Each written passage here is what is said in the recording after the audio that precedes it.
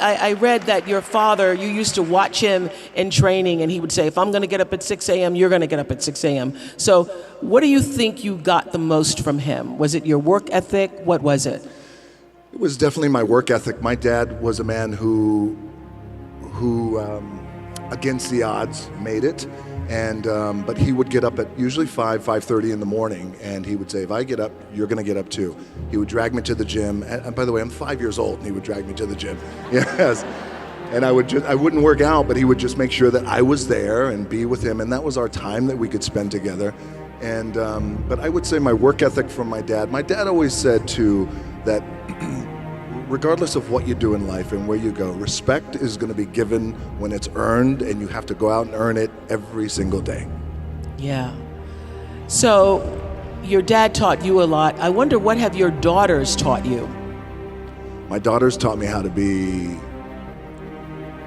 I think, more caring and more sensitive and more selfless. Well, the piece of advice I would give to somebody who's reckoning with a difficult past is that it's exactly that. It is the past.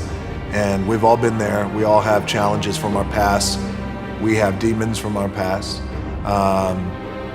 some bigger than others. And the good news is you have an opportunity to influence and direct your future.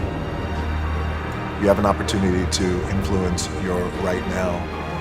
And while the past that you had gone through may be challenging and difficult, maybe embarrassing, you can't hide from it, you can't erase it, you can learn from it, and you can help influence other people from it too as well. You get the biggest paychecks, you have all this money, acclaim, fame. You didn't have that growing up. How do you raise children who have good sense and are also kind when they have everything? Because part of what made you who you are is having had that eviction notice and having not had everything. So how do you do that? How are you planning to do that with your children? So for example, with our 18-year-old daughter, it was really important that we share those stories about being evicted. Her mom's parents were immigrants who came over from Cuba. It's important that we've always shared those stories. And also, we try and keep it as simple as we possibly can. We have a farm in Virginia. Happily to say that I've moved my family here to Atlanta. So, yay! Place 30, 45 minutes away where it's very quiet, but also just making sure that we continue to instill in the babies and the kids the value of $1 and what it means, and the value of food, and always saying how grateful we are and the things that we're grateful for, especially at that young age. When I was 23, I was cut from the CFL after I was not drafted in the NFL. I had to move back in with my parents in a small apartment in Tampa. And again, dreams dashed. You work so hard, and then somebody's saying that, well, you're just not good enough and you gotta go home. And at 23, you think life is over.